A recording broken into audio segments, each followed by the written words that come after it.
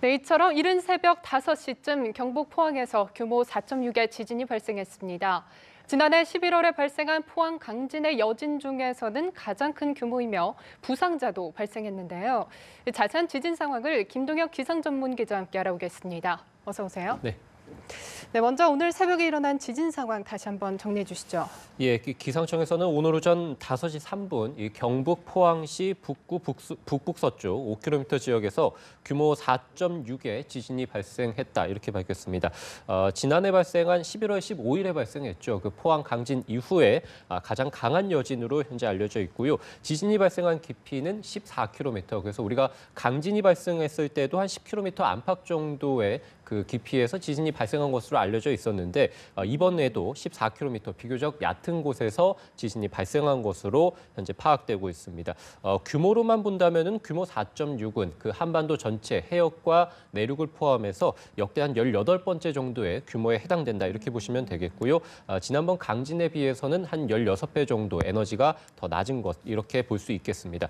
지금 규모 4.6의 그 강진이 오전 5시 3분에 일어난 이후에 계속해서 여진이 일어나고 있습니다. 그래서 가장 최근에 일어난 여진이 오전 8시 11분에 규모 2.1의 여진이 한번 일어났고요. 이전에도 계속해서 규모 2점대의 여진들은 계속해서 일어나고 있고 규모 2보다 작은 그 미소 지진들도 계속해서 일어나고 있다. 기상청에서는 이렇게 밝혔습니다.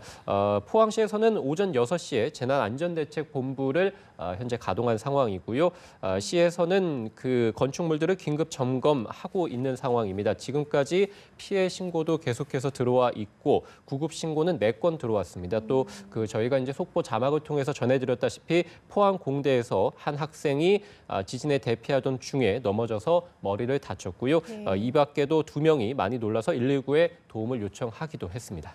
네, 계속해서 여진이 발생했지만 오늘 새벽에 일어난 강진이 여지껏 일어났던 여진 중에서는 가장 큰 여진이었던 거죠? 예, 그렇습니다. 말씀드린 대로 규모 4.6이면은 우리가 이제 한반도 전체적으로 해역과 내륙을 통틀어서는 18번째 해당이 되겠고 지금까지의 포항에서의 여진이 89차례, 그러니까 조금 전에 오전 8시쯤에 발생한 여진까지 포함해서 89차례 발생하게 됐는데 그중에서 규모 2.0에서 3.0이 81번 발생했고요. 그다음에 3.0에서 4.0이 6차례 정도, 그다음에 4.0에서 5.0이 2번 발생하게 됐는데요. 그 첫 번째 지진이 바로 이제 지난해 11월 15일에 포항에서 강진이 발생했을 그 시기에 바로 발생하게 됐습니다. 그래서 규모 4.6의 여진은 그 지금까지 발생했던 여진 2차례의 4.0에서 5.0 사이의 여진 중에서는 가장 강하다 이렇게 볼 수 있겠습니다.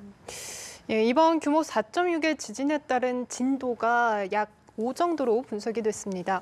이 정도 진도이면 어느 정도의 피해 상황이 예측되는 상황인가요? 예, 우리가 이제 포항, 그러니까 경북에서는 진도, 우리가 진도라는 것은 일반 시민분들께서 느끼는 그런 상대적인 개념이다 이렇게 보시면 되겠는데 그 땅의 흔들림이 경북에서는 5가 관측이 됐고요. 가까운 울산에서 4가 관측이 됐고 대구와 일부 경남에서는 3으로 관측이 됐습니다. 그 밖에 서울을 포함해서 전국 많은 곳에서 이 흔들림이 관측되게 됐는데요.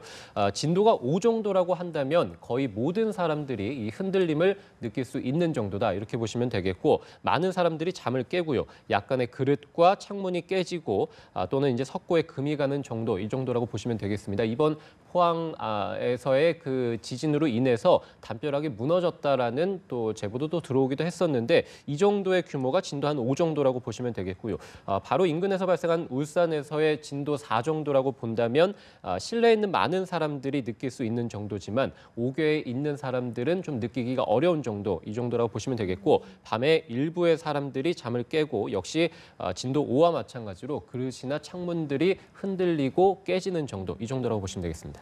네, 그런데 포항 강진이 발생한 지 이미 3개월이 지났는데 이렇게 뒤늦게 강한 여진이 발생할 수 있는 건가요? 예, 그렇습니다. 그 지진이라는 것은 역시 아무래도 땅에 흔들림이 있고 난 이후에 그러니까 어떤 스트레스를 받게 되면 그것이 이제 응력으로 풀리는 과정이 계속해서 진행이 되고 그것이 이제 여진이다라고 말씀드릴 수 있겠는데요.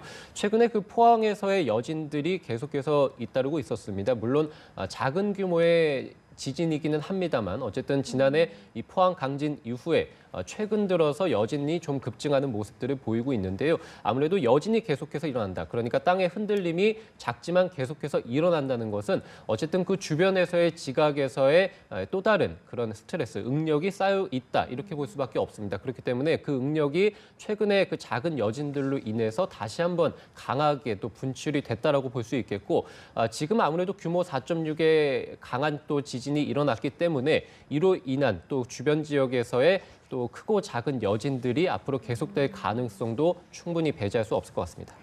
예, 그런데 또 오늘 지진 알림 문자가 지진이 발생한 후에 7분 있다가 도착을 해서 이제 공포의 7분이었다 이런 얘기가 나오고 있는데요. 기상청에서 왜 이렇게 늦었는지 원인을 분석하고 있는 중이라고요. 예, 그렇습니다. 그 포항 여진으로 아무래도 가장 강력한 여진이었죠. 규모 4.6이 발생한 이후에 기상청의 긴급 재난 문자, 우리가 CBS라고 하는데요. 발송이 지진이 발생하고 나서 바로 이제 7분 가까이 늦어서 약간 좀 이제 기상청이 빈축을 좀 사고 있습니다. 아무래도 올해 이제 사실은 긴급 재난 문자를 7초까지 줄이겠다 이렇게 발표한 상황이었습니다. 그래서 지진이 발생하고 나서 한 7초 안에는 이 긴급 재난 문자를 좀 발송하겠다라고 밝혔는데 이것이 이제 7분 가까이 좀 늦어졌기 때문에 기상청에서 원인 파악을 좀 하고 있는 상황입니다. 지난해 이 포항 강진이 있고 나서는 15초에서 20초 사이에 이 기상청이 긴급 재난 문자를 보냈고, 이 포항에서 강진이 있고 난 이후에 멀리 떨어진 곳들, 뭐 서울이라든지 이런 수도권에서는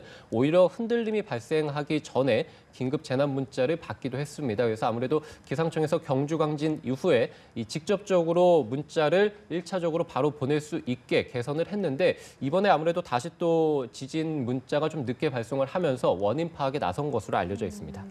예, 알겠습니다. 오늘 많이들 놀라셨을 텐데 더 이상의 피해가 없기를 바라겠습니다. 지금까지 김동혁 기상전문기자와 함께 지진과 관련된 소식 알아봤습니다. 고맙습니다.